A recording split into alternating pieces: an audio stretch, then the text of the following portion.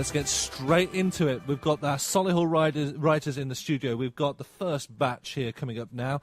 We're going to have Paul, Jacqueline, Tony, Hansard, Robert and David coming on the air. But first of all, he's ready for me to talk to him. I've got Paul. Hi, Paul. Are you here with us today?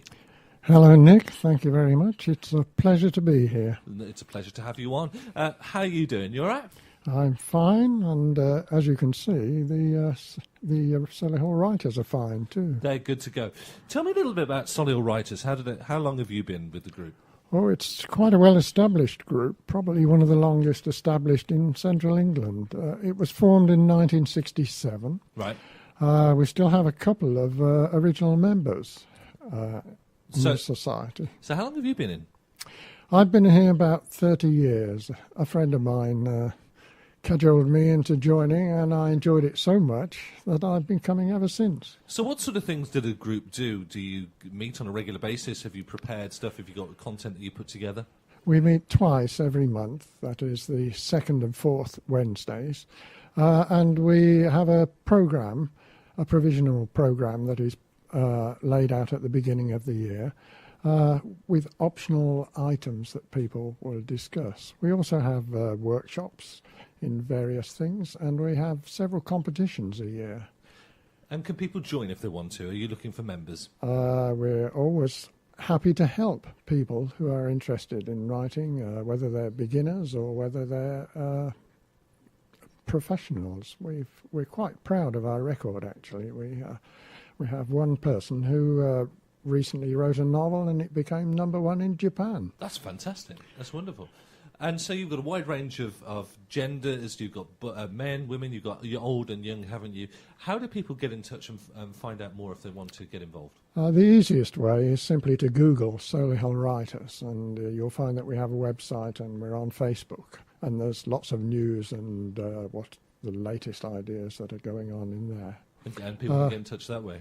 If they can't do that, which I presume they can if they can get your radio. Yeah. If they can't do that, they can come along to any meeting. Yeah, no problem at all. No problem at all. So what have you brought along for us, Paul? You've got something that you've written. I do have something that I've written, a little tongue-in-cheek item called The Spy Catcher. Take it away. "My name's Cliff," said the man at the bar. "Cliff Hanger." And he poured another beer down his muscle-bound throat. The blonde beside him was wearing blue chenille with a come-hither plunge. She swivelled around on her bar stool and widened her long mascaraed lashes in innocent surprise.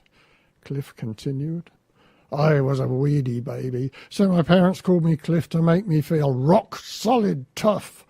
I was given a set of dumbbells for my first birthday. Damn parents. Of course now I hate them both, but look, it worked." And he stuck out his barrel chest before slamming the empty tankard on the mahogany bar with a hearty, "Another one, please, barman."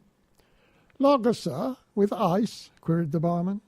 "Good Lord, no," growled Cliff, widening his gimlet eye in annoyance. "A pint of good English beer served warm in time-honoured British fashion." And he threw a couple of coins onto the counter, like the baddies do in films. Then he put his thumbs under his Union Jack braces and turned again to the blonde. "That's Cliff with an E," he said, "but the E is silent. And so are you, my dear. What is your name?" "Anastasia," she said shyly, running her eyes over his manly ripples, and timidly adding in explanation, "I'm afraid my parents were dyslexic." Replied Cliff. "Dyslexia, eh? But you seem very English. I must admit that dyslexia is a country that I have never yet visited, despite my many important international assignments." Then he stopped and glanced around, before adding confidentially, "But don't tell anyone that, my dear. You see, I am undercover." "Undercover?" exclaimed Anastasia. "What on earth is your job?"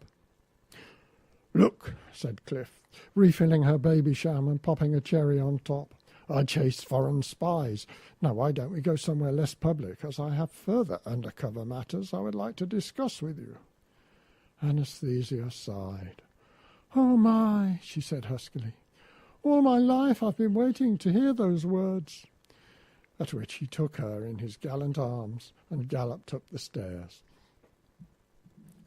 Next morning Hanger was awakened by a tapping sound. The girl was gone, only her ravishing scent remained, but the tapping continued. Hanger thought it was just the wind rattling the glass until he saw the face pressed against it. He quickly recognised his faithful sidekick Boggles and rushed to open the window, which had the unfortunate effect of dislodging him. Quick as a flash, Hanger grabbed him by the necktie and hauled him back up to the accompaniment of choking sounds. "Bring me a beer for breakfast," he ordered cheerfully. "Through the door this time," and he released him to drop noisily into the laurel bush below. As he turned back into the room, he saw the note. It must have fluttered off her pillow onto the floor. Hanger bent over to retrieve it, just as Boggles opened the door with his breakfast. The door latch fitted neatly and suddenly between Hanger's naked buttocks, with a predictable reaction. His breakfast took to the air, and Hanger ran around the room, clasping his bruises and uttering manly oaths, luckily catching and drinking his breakfast as he did so. "Typical start to the day," muttered Boggles, as he hurriedly retreated in search of another pint of breakfast. Hanger quickly dressed, after applying appropriate lotions, and retrieved the note. It was not the billet doux he had expected. "Aha!" it read. "I am really a foreign spy, and last night I learnt all your secrets, including the whereabouts of the smart atomic double bomb which I now intend to steal." It was signed several times with crossings out. She was clearly as dyslexic as her parents. "Damn spies," snarled Hanger. "You just can't trust them." And downing in one gulp the extra breakfast provided by Boggles, he characteristically leapt into action through the window. With the wind in his handsome hair, Hanger soared at the wheel of his speeding Aston Clinton, the car which was the love of his life. Winston, his oversized bulldog, occupied the seat beside him, urging him on with joyous spittled howls and rolling bulging eyes, while Boggles crouched fearfully in the boot. Hanger had Anastasia's car in his sights. She hadn't expected to be found so easily, but Winston was an exceptional tracker. Unfortunately, she had already managed to steal the smart atomic double bomb and was clearly taking it to rendezvous with evil foreign malcontents. Hanger pressed harder on the accelerator, perhaps a little too hard, as it broke. He just didn't know his own strength. The car slowed and shuddered to a standstill next to a cottage, against which leant a couple of bicycles. Up ahead he saw Anastasia had also stopped. She was getting out of the car and making across the fields to the coast.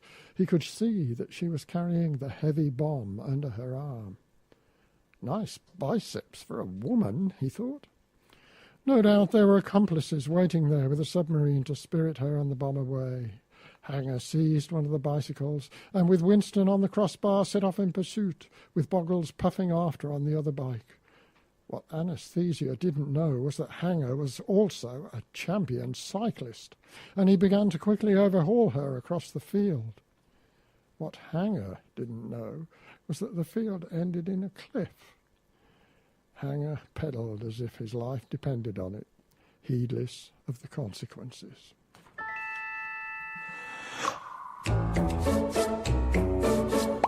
Solihullradio.com. And also sitting next to Paul. That was pretty cool. Well done. Thank you very much. We have Jacqueline. Tell me a little bit about what you're going to do for us now, Jacqueline. Hello. Thank you for inviting me.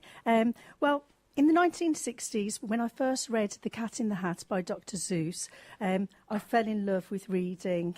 I never forgot the story. I never forgot the horror behind the cat coming into the house and making such destruction and ruining Mummy's dress, and the sheer excitement of it never left me. So recently, I had a look at my grandchildren's book, and I saw that it was a new range, the Cat in the Hat range, and I had a look, and to my horror, I realised that it was following the curriculum, and it was perfect, but it didn't have the cat. The excitement of the cat had disappeared. It drove me to write the poem which I'm now going to read. Go for it. Thank you very much, Jacqueline.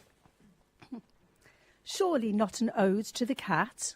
Oh dear, oh dear, oh dear, where's the cat who used to say, have no fear, for I am here? It seems he's being kidnapped. Taken away, metamorphosed, zapped. What's going on? Is he trapped? Does anyone know? Do you?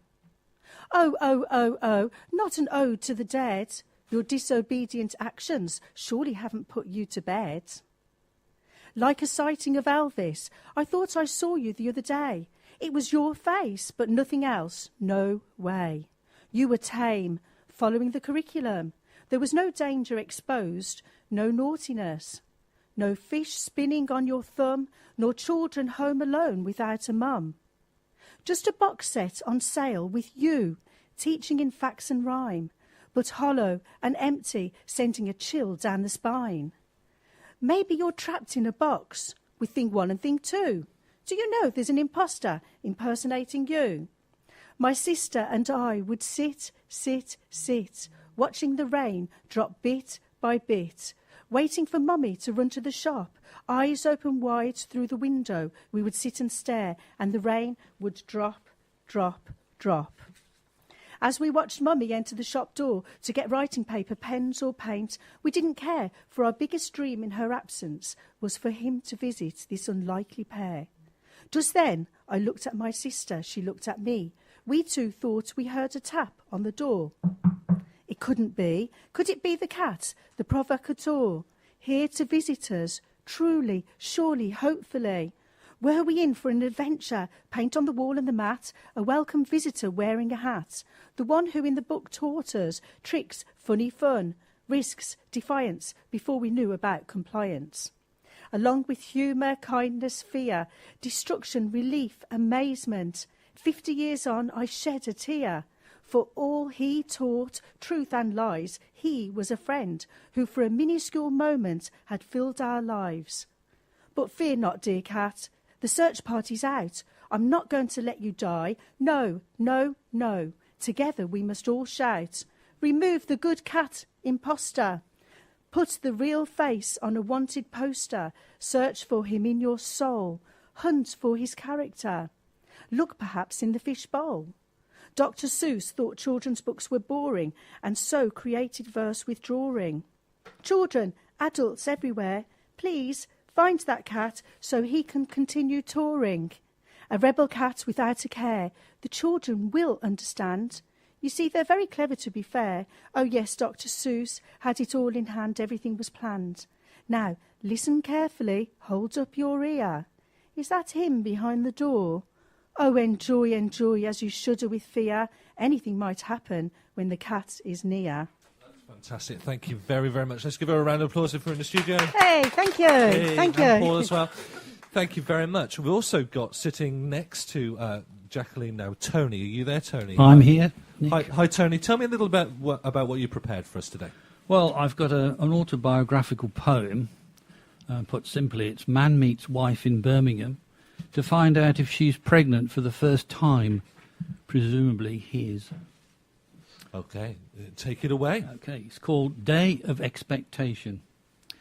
A man is on tenterhooks, wants his wife to meet and greet him, treat him to a revelation. Till then he waits, watches time roll up tight. One expectant spring, as skies squeeze out bits of knowledge and questions. Childless reproach, or will blessings approach happy news?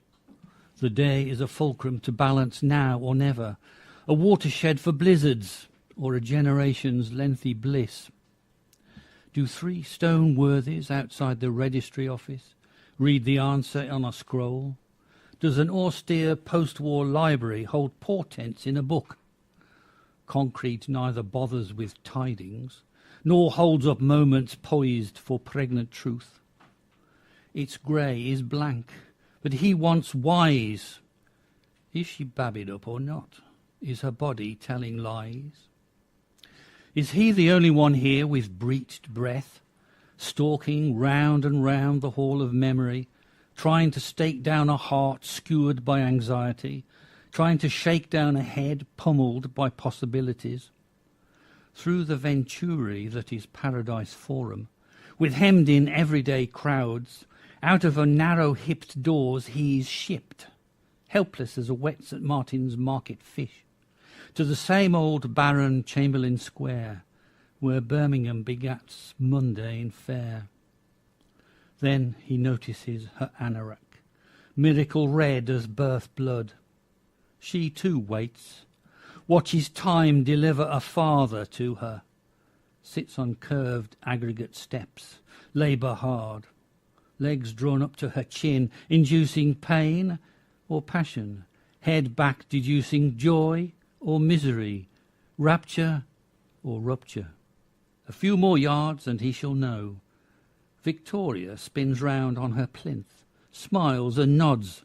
She ought to know, who spawned like mad for country and God. There is nothing like the look of a mother-to-be, more radiant even than a bride. The brooding, wonder, testing, despair, all broken like womb waters. A clinic had confirmed, while he boiled and squirmed, there will be 3 of them about in 1984. To toddle, toil, relocate, find a soily hill. Vicky beloved, James, and little bawling Bill. That's amazing. Thank you so much, Tony. And we've got Hansard now. Hansard, are you there? Hi.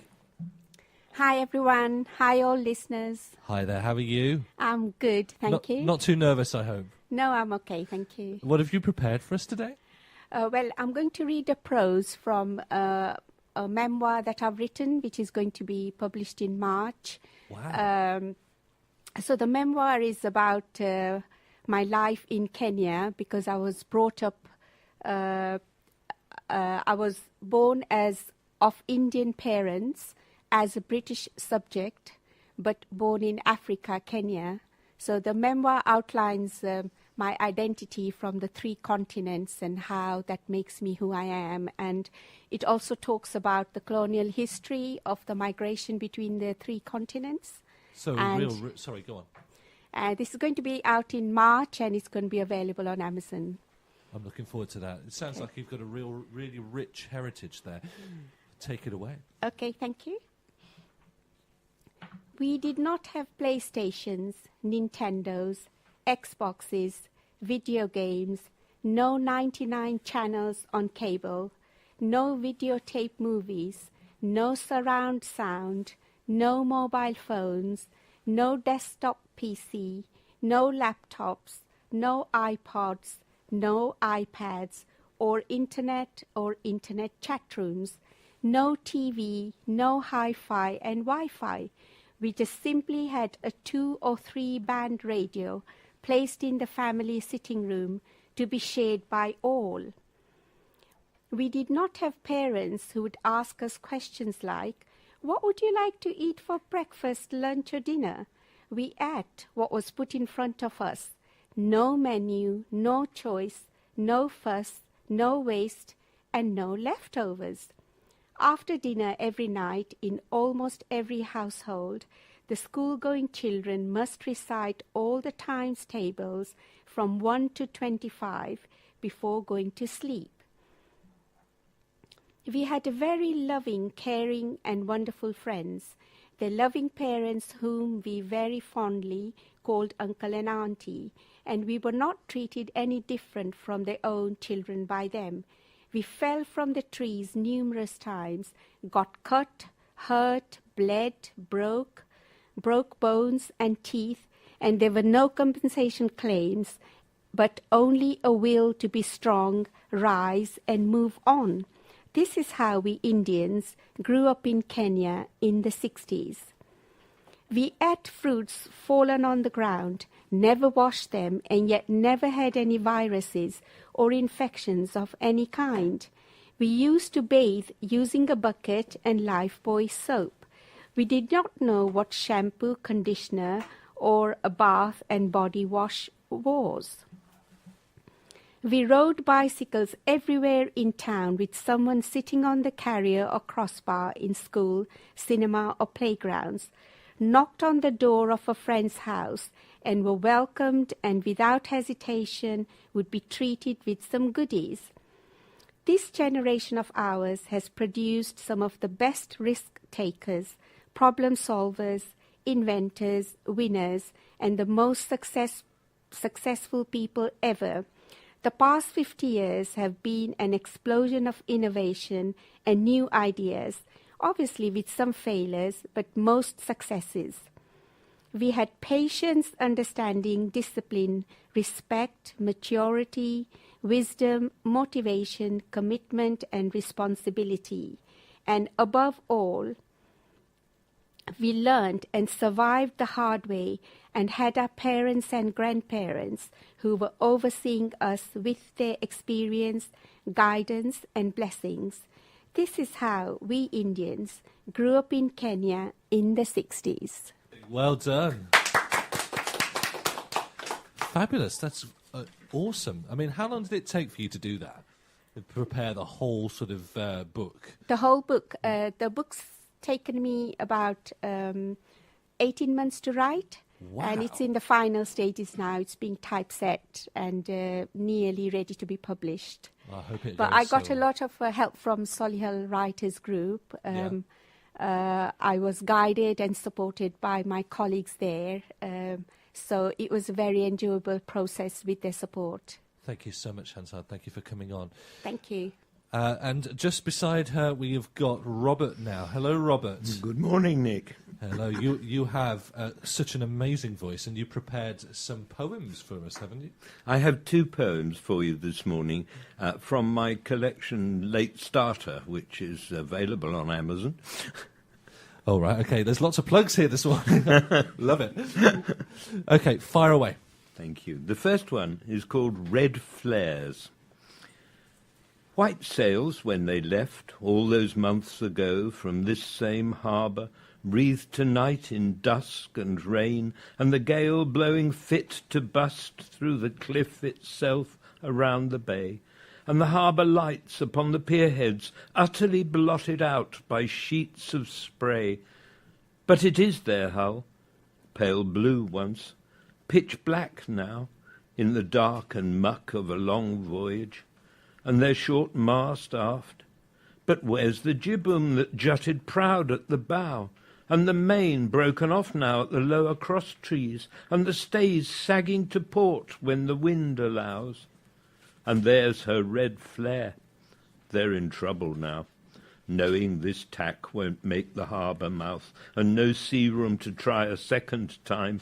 And there's the lifeboat siren, and the feet of crewmen running for their oilskin gear, life jackets, rubber boots, leaping to their places as the boat begins to slide, to race down and disappear, it seems, in towering foam, just as the engine roars, screws turn, and up she rears and rolls towards the sea again, and another red flare rises further out.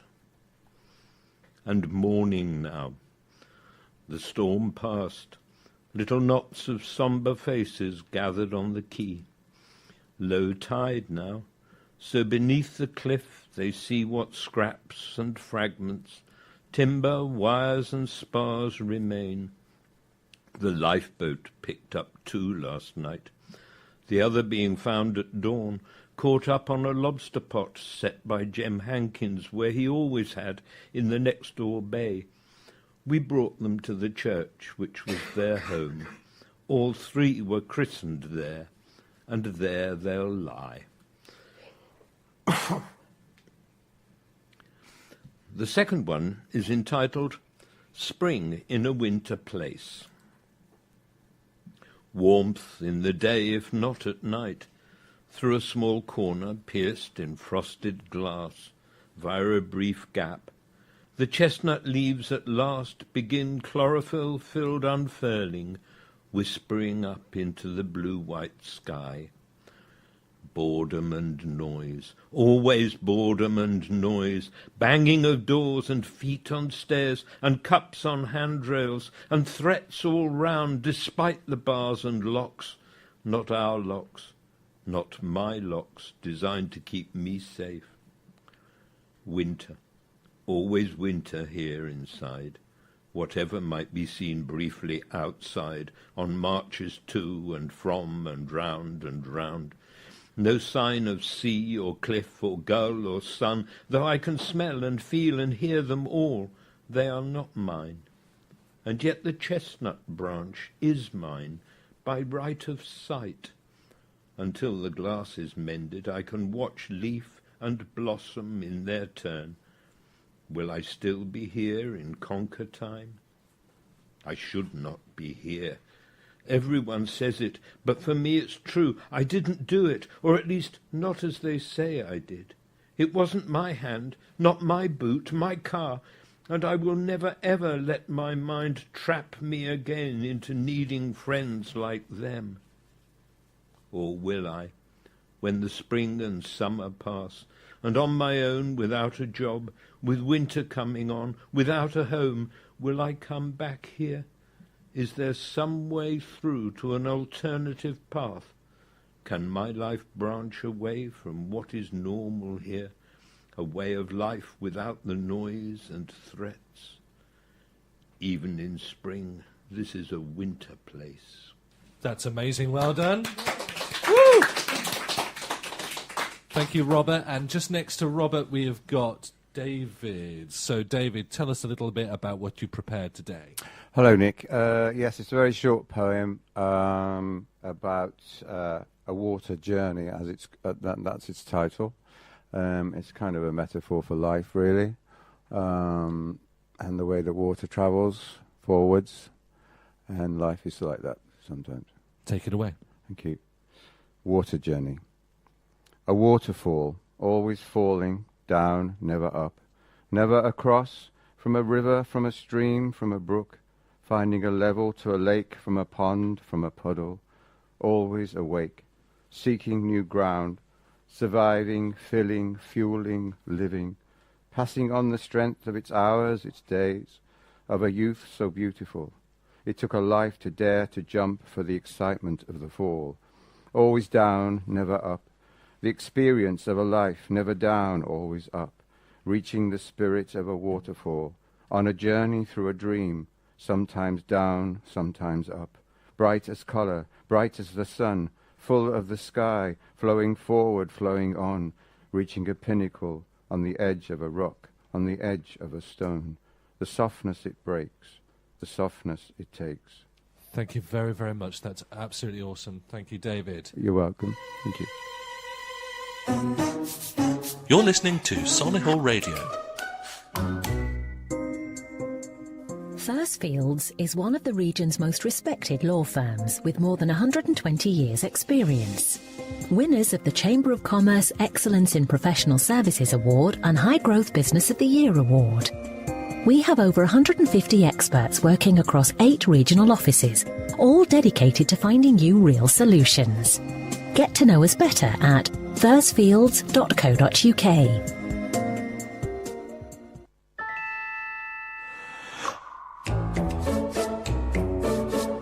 Solihullradio.com. Hi there, I'm Joan Smith and I'm passionate about helping businesses grow. I'm an impartial broker working with experts in all areas of business support. I can support your business through different areas, for example, grants, loans, apprenticeships or training or general business advice. Get in touch via gintro.co.uk. Thanks a million. Parkview in Shirley is a stunning residential development of 27 two-bedroom apartments. Modern, stylish and luxurious, the exceptionally high-quality properties are centrally located and next to the popular high street, with plenty of bars, restaurants and shops and an enviable view of Shirley Park. Parkview is an ideal home for first-time buyers as it's supported by the Help to Buy scheme and requires just a 5% deposit. Created to exacting standards, the apartments have allocated parking and cycle storage. With prices starting at £190,000, Parkview is superb value for money. For more information and contact details, visit parkviewshirley.co.uk. You're listening to Solihull Radio. Indian Dream on Dove House Parade, Solihull's premier family-run restaurant offering authentic Indian and Bangladeshi cuisine with fresh ingredients and creative chefs. They can provide bespoke dining experiences, eat in or take away. 0121 704 9058. Solihull Radio. Sitting here in front of me, I have got the very fantastic Jessie, and Jessie has got some writing that she wants to share with us. What would you like to share with us? I have 2 short stories.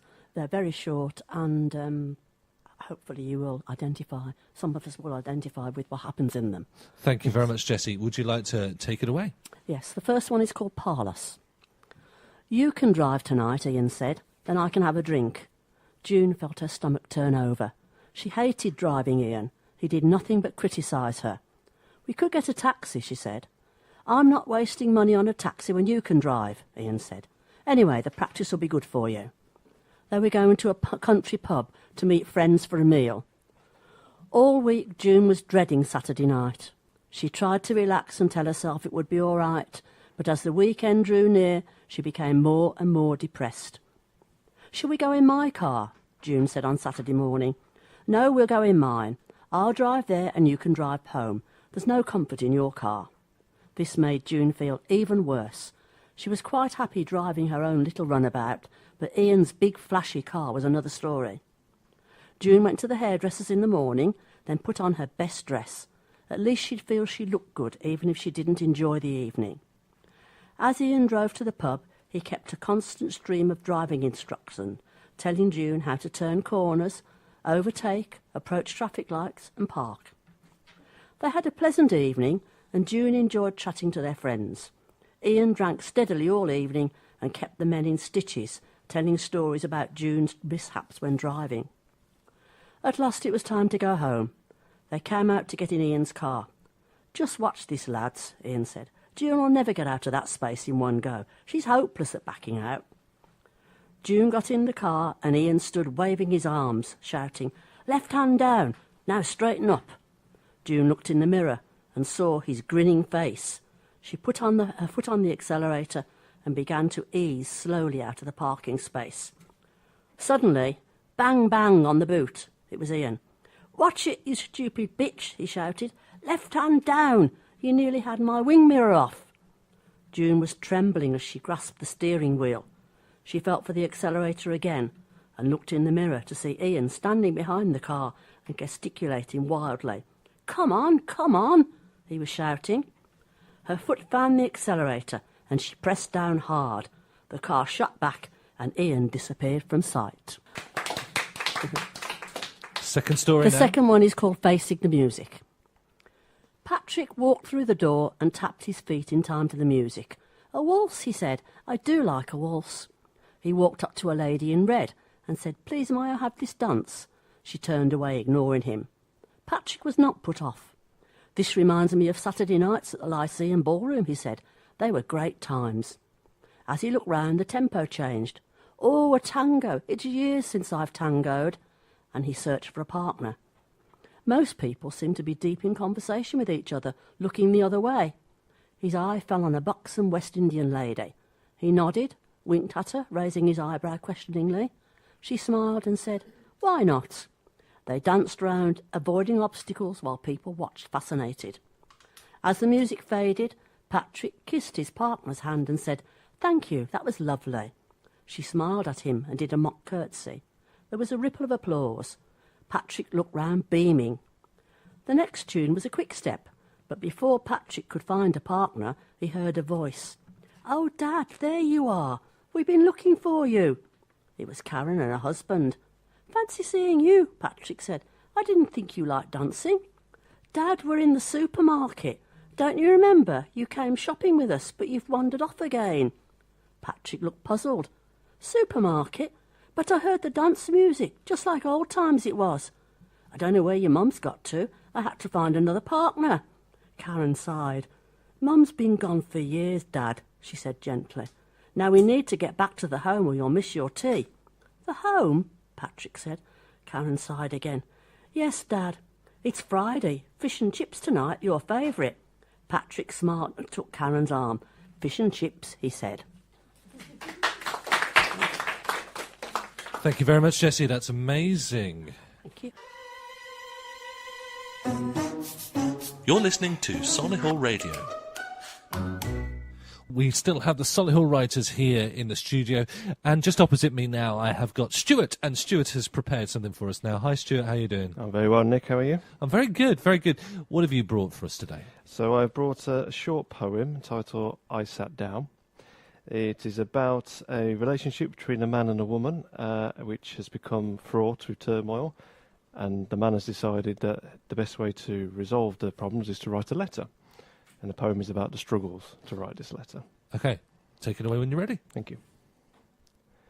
I sat down and the letter was lying prone before me, willing me to fill its pale body. What do I say? What can I say to you? I have already spoken many words that I want to take back. Now I have a chance to tell you what I really mean, what I think I really mean, but my hand is still. I need to channel my inner creativity, summon Shakespeare. Yet will the muses listen? Will they care? I am but one man trying to break down walls, the walls of anger and denial to get to you. Why should they care? We are just one couple, not attached, going through the same unique story countless times.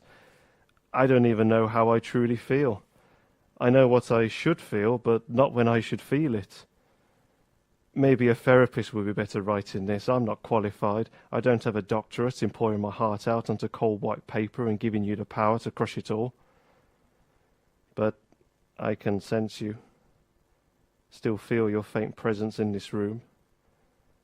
And yet that is fading too. Fading into a whirlpool full of dead hopes and long buried desires. I love you.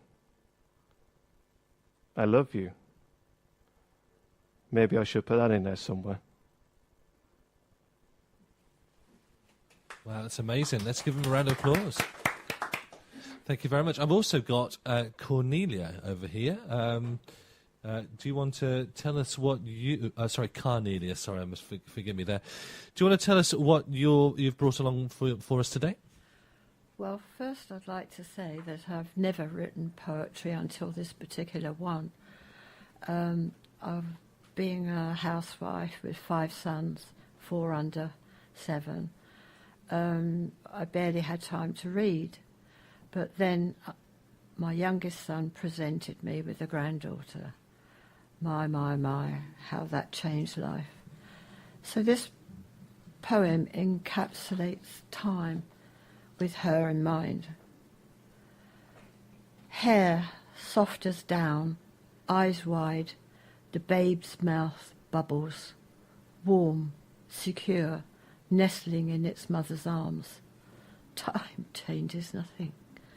First flush of power, a toddler's once indistinguishable sounds retrieved in gleeful parental reaction. Time changes nothing. Soon, no longer we, she dresses for school. Work bag bustling, joining the throng for peak time buses. Time changes nothing. Clever, exams now heralding her journey. Place, acceptance is the key she touches. Time changes nothing. Vain and pretty as boys whistle, teenage tomboy, lipstick red with long hair flowing. Time changes nothing. Great pride is the bride, love a breath of promises, forever a note in mutual tune. Time changes nothing. Contentment, one's brood having flown her apron to tie the strings of their own. Time changes nothing. Alone, remembering arms that once held tight, hands unclasped to gain the rainbow's way. Time changes nothing. A strange room, so many elderly offering a chair. A passing mirror reflects tired eyes, not hers. The white halo, a trick of sunlight. She resists, she hesitates. A cushion gently hugs her. She'll stay, just a while, to rest her dreams. Change complete. Thank you so much, and thank you all of the people who have read today, to all of the Solihull writers and all of the guests.